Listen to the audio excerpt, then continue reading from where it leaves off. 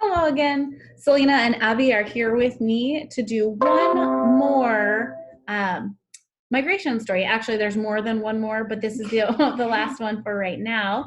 This one is a different idea than we've talked about before. So we've talked about how people are meeting their needs by traveling and going other places.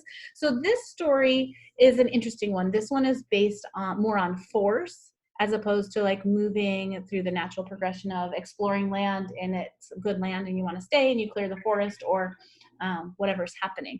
So I'm going to switch us out of this screen and go into this view. And so here's the chart. See, you're seeing us up there, but that's okay. So here's the chart. Now you can see all of it. There you go. This one is called Breaking the Wall. And I bet you can guess why. There's a wall built here and there's all this water and it's breaking the wall and flooding through the wall. So this can both be a physical actual wall in real life, or this can be a metaphorical wall, an imaginary wall. Okay, so this is the type of movement happens when there's a civilization that's really well established and has built a strong civilization wherever it is. So this would be like a strong neighborhood or a strong city where their needs are all being met. They're doing all the things that they need to do. Their needs are all being met, and they are protecting each other. They have a strong defense system. They have all of their needs met. They're happy. And then there's another group of people, or maybe many other groups of people, but there's a group of people outside of the city. And this group of people really, really wants to trade with the people inside the city.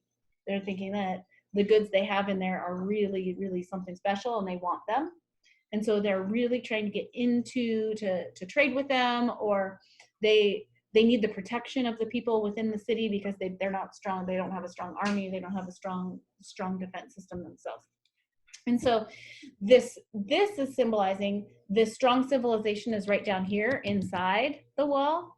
And this water represents the people outside of the city and how those people outside the city are like breaking into the city or breaking into the civilization to have their needs met.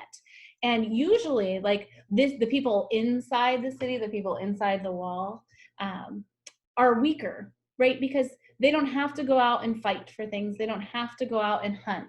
Somebody's doing those jobs for them. So in general, the people within the city, within this wall, become a weaker people.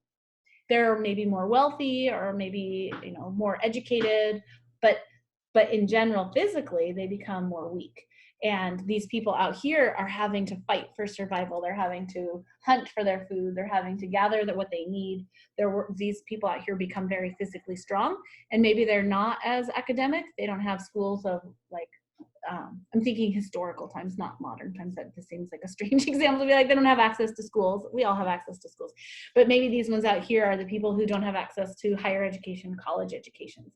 And so they're physically strong, and so that they want to be here where life is easier. And so they get inside the wall. So the people inside are comfortable, the people outside aren't.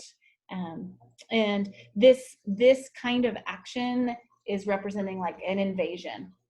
So of people moving forcefully into another person's land. And not necessarily these people coming in don't necessarily want to maintain the civilization as it is. They want to take it over. And so this isn't friendly. This type of migration is not a friendly migration. And so the people inside the wall don't have a positive change. The outside people might end up with a better way of life. And so everything changes. For this case, everybody has a different life after the invasion. So some examples of this, an actual tangible one of these is the Great Wall of China. The Great Wall of China was built to keep people out. And maybe that's what you want to follow up is reading about the Great Wall of China. It's very interesting. Some other ones, more metaphorical ones, like the fall of Rome, or in biblical times, Jericho. And another metaphorical one would be like the Berlin Wall, right? Like the wall came down in the 90s. And so maybe you want to research the fall of the Berlin Wall and find out like how the Berlin Wall was holding civilizations apart and why people wanted to cross the wall. Some people from each side wanted to cross that wall, and maybe you want to learn about that.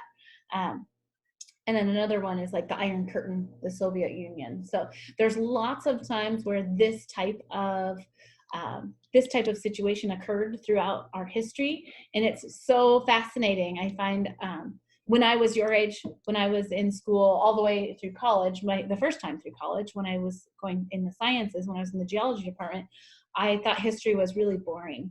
And this one right here, who's doing a lot of history studies in middle school, has kind of felt the same way.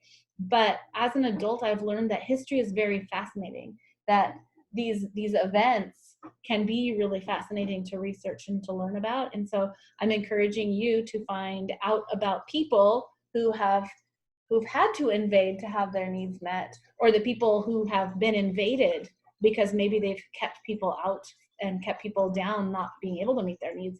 And so maybe that's something interesting for you to follow up on. So this was called Breaking the Wall. And I can't wait to see what you learn and what you share. Do either of you have anything to add to the lesson? No? I think the wheels are spinning in their minds too about the idea of breaking the wall. Have either of you had this lesson before? I've seen the chart. Okay, so Selena's seen the chart before. Abby said she hasn't had it before. But so I hope that you enjoyed Breaking the Wall, and I can't wait to see your research on invasion style migration. I'll see you next time. Bye. Goodbye.